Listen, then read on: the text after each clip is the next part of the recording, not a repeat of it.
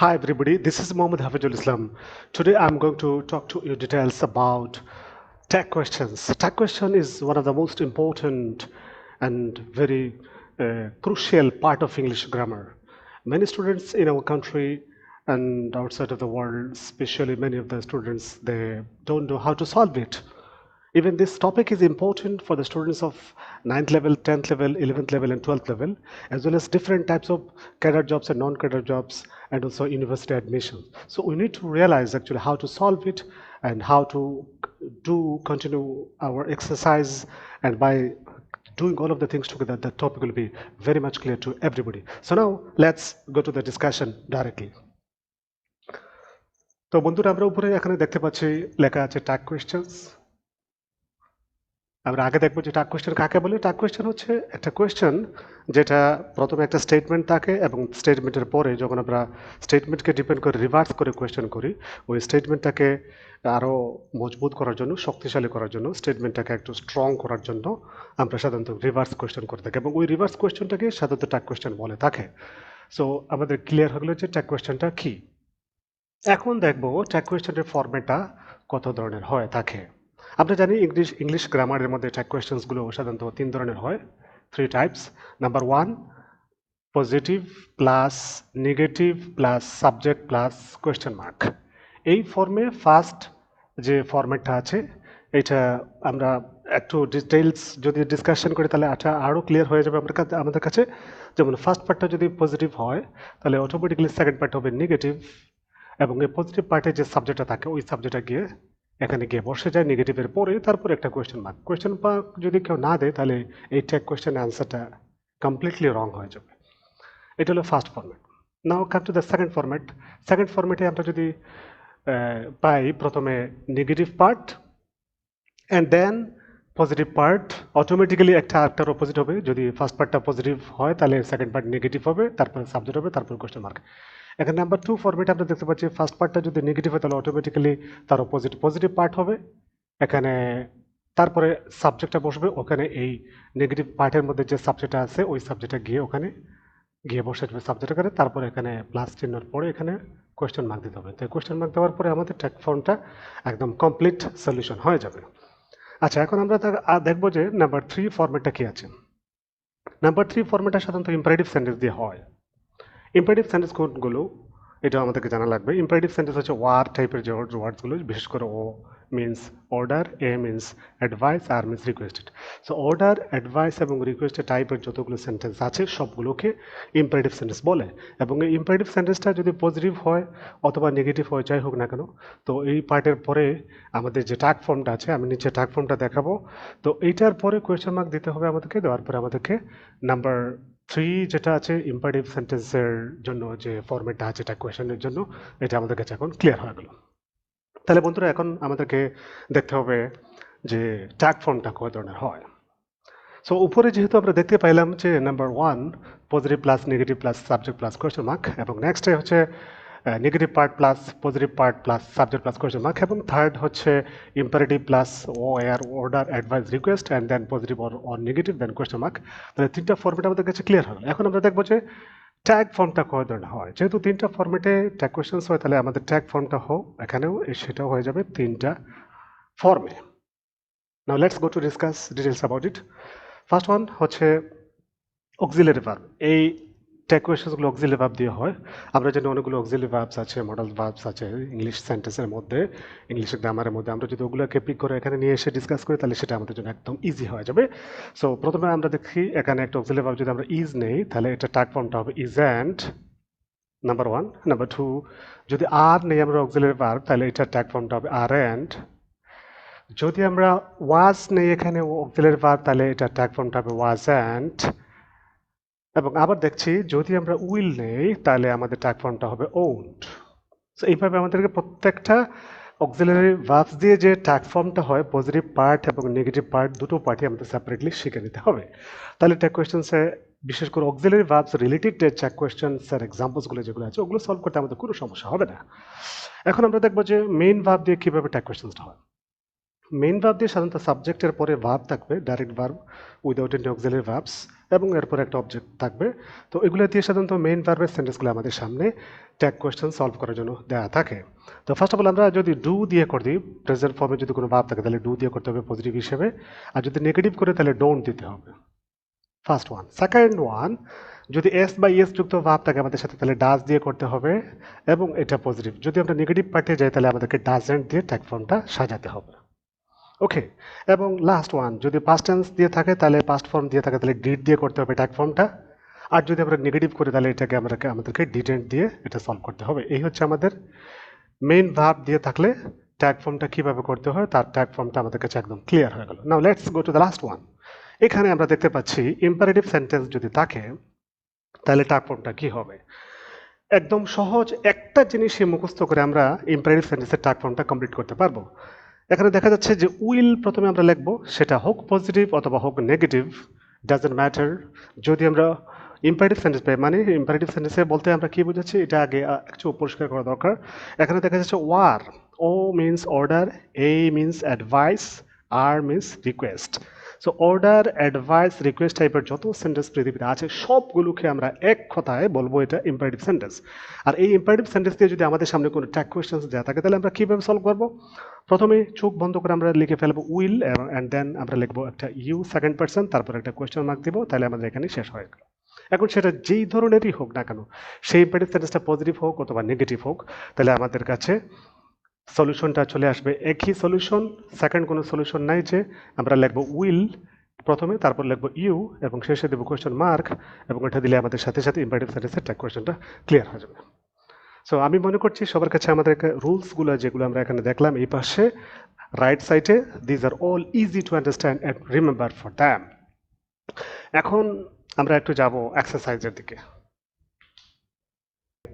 Tag কোয়েশ্চেন্সের মধ্যে যত ধরনের ডাউট আছে, যত ধরনের কনফিউশন আছে, সবগুলো এক্সারসাইজগুলো সলভ করার দ্বারা আমাদের কাছে একদম ক্লিয়ার হয়ে যাবে, এবং ডাউট যেটা আছে, কনফিউশন যেগুলো আছে এগুলো সব দূর হয়ে যাবে। So let's go to do solve the exercises. এখানে আমরা দেখতে পাচ্ছি এক্সারসাইজের মধ্যে লেখা আছে যে first exercise, he is a player. এখানে আমরা দেখতে পাচ্ছি হি ইজ এ প্লেয়ার। আমরা প্রথমে দেখতে হবে যে এটা পজিটিভ আছে না নেগেটিভ আছে। আমি দেখতে পাচ্ছি এখানে এটা পজিটিভ আছে এবং এটা অক্সিলারি ভার্ব দিয়ে আছে। যে কোনো এক্সারসাইজ হাতে পাওয়ার পর প্রথমে দেখতে হবে সেটা পজিটিভ নাকি নেগেটিভ, তারপরে দেখতে হবে এটা অক্সিলারি ভার্ব দিয়ে আছে নাকি মেইন ভার্ব দিয়ে আছে নাকি ইম্পারেটিভ দিয়ে আছে। সো আমরা এখানে দেখতে পাচ্ছি ফার্স্ট অফ অল এটা একটা পজিটিভ, এবং এটা দেখতে পাচ্ছি আমরা এটা একটা ইজ দিয়ে আছে, তারপরে এটা অক্সিলারি ভার্ব দিয়ে আছে। তাহলে যেহেতু পজিটিভ তো ওই পার্টটা হবে নেগেটিভ, এবং এখানে সাবজেক্ট আমরা দেখতে পাচ্ছি হি আছে। তাহলে আমরা এখন সলিউশন করবো, ট্যাগ ফর্মটা বসাবো। যেহেতু এখানে ইজ আছে সেই হিসেবে ইজ দেখে এটা নেগেটিভ ফর্মটা হবে ইজেন্ট, ইজেন্ট। তারপর এই সাবজেক্টটা আছে হি, এই হিটা আমরা এখানে হিটা বসিয়ে দিলেই আমাদের, আর সাথে একটা কোয়েশ্চেন মার্ক দিলেই আমাদের ট্যাগ কোয়েশ্চেনটা এখানে কমপ্লিট হয়ে গেল। কোনো সন্দেহ নেই, একদম ভেরি সিম্পল রুলস। আবার সিম্পল রুলটা ফলো করতে আমাদের কোনো সমস্যা নাই। যদি কোন কনফিউশন হয় যে এটা সলভ কীভাবে করা যায় তাহলে আমাদের এখানে লেফট সাইডে যে রুলসগুলো আছে এগুলো আমরা একবার দেখে নেব। Then again go to the second exercise, I wasn't sick. আমরা সেন্টেন্সে দেখতে পাচ্ছি এটা নেগেটিভ সেন্টেন্স আছে এবং এটা অক্সিলারি ভার্ব দিয়ে আছে। তো নেগেটিভ সেন্টেন্সের মধ্যে এন কমাটি যে পার্টটা আছে আমরা ওটাকে বাদ দিয়ে দেবো, শুধু থাকবে আমাদের কাছে ওয়াজ। এই ওয়াজটাকে আমরা পিক করে এখানে প্রথমে লিখবো ওয়াজ, অক্সিলারি ভার্বটাকে নিয়ে যাব ওয়াজ, এরপরে সাবজেক্ট এখানে আই আছে, ওই আইটাকে এখানে নিয়ে বসায় দেব, I was I, then question mark, এখানে এটা সলভ হয়ে গেল। কোনো মিস্টেক নাই, কোনো সন্দেহ নাই, কোনো কনফিউশন নাই। আমরা দেখতে পাচ্ছি আই ওয়াজন্ট সিক, এন কমাটি বাদ দিলাম, এখানে থাকলো ওয়াজটা নিলাম এখানে, তারপরে সাবজেক্টটা আছে আই, ওই আইটা শেষে নিয়ে বসালেই আমাদের ট্যাগ কোয়েশ্চেনটা কমপ্লিট হয়ে গেল। দেন থার্ড এক্সাম্পল আমরা দেখি দে ডিসকাস ইট।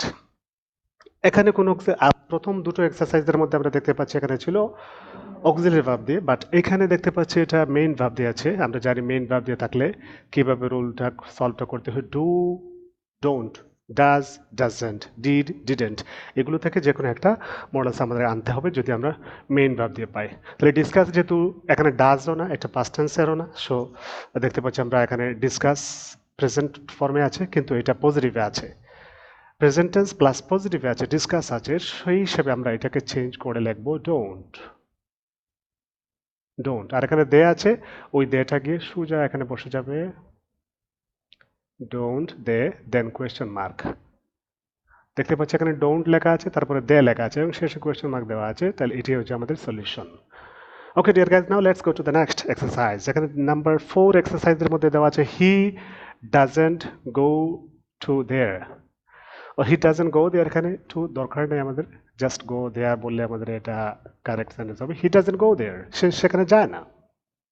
তো এখানে দেখা যাচ্ছে negative sentence. First of all আমরা দেখতে পাচ্ছি এটা নেগেটিভ সেন্টেন্স এবং এখানে ডাজ দিয়ে এটা করা আছে। সো এই যে নট এন্ড কমাটি এটা বাদ যাবে, শুধু থাকবে ডাজ এবং এই ডাজটাকে আমরা পিক করে নিয়ে যাবো, এখানে নিয়ে এই জায়গায় লিখবো ডাজ। আর সাবজেক্ট বাকি আছে হি, এই হিটাকে আমরা এখানে সাবজেক্ট হিসেবে শেষে বসাবো, তারপরে কোয়েশ্চেন মার্ক দিলে আমাদের এটা সলভ হয়ে যাবে। তাহলে আমরা এখন হি কে চেঞ্জ করে এই জায়গায় আমরা লিখবো he subject then question mark, tag question solved, no confusion, একদম easy. Then come to the exercise number 5। আমরা এখানে দেখতে পাচ্ছি লেখা আছে আই সাবজেক্ট এখানে আছে, দেন ওয়েন্ট এটা পাস্ট ফর্মে আছে, then to Canada, I went to Canada. So যেহেতু মেইন ভার্ব দিয়ে আছে প্লাস এটা পাস্ট ফর্মে আছে, সো পাস্ট ফর্মে থাকলে আমাদের main verb plus past form, তাহলে ডিড অথবা ডিডেন্ট। কিন্তু এটা যদি পজিটিভ হয় তাহলে এখানে দিতে হবে ডিডেন্ট, আর এটা যদি নেগেটিভ হয় তাহলে শুধু দিব আমরা ডিড। আমরা দেখতে পাচ্ছি এখানে দেওয়া আছে পজিটিভ, সো এটার যেহেতু পজিটিভ সো নেগেটিভ হবে ডিডেন্ট। আমরা লিখবো ডিডেন্ট, দেন এখানে আই আছে, ওই আই থেকে নিয়ে আমরা এখানে বসাই দিই I, then question mark, tag question solved. Okay, তাহলে বন্ধুরা আমরা এখন 7 নাম্বার এক্সারসাইজ একটু সলভ করব।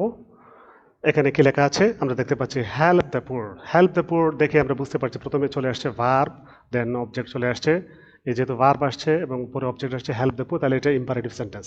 সো আমরা শিখেছিলাম একটু আগে ইম্পারেটিভ সেন্টেন্সের রুলসের মধ্যে যদি আমরা ইম্পারেটিভ পাই তাহলে আমরা লিখবো উইল এবং ইউ, উইল ইউ, এটা লিখলে আমাদের সলভ হয়ে যাবে, সেটা থাকুক পজিটিভ অথবা নেগেটিভ, যে কোনো একটা থাকলেই হবে। তো আমরা এখানে লিখবো যে উইল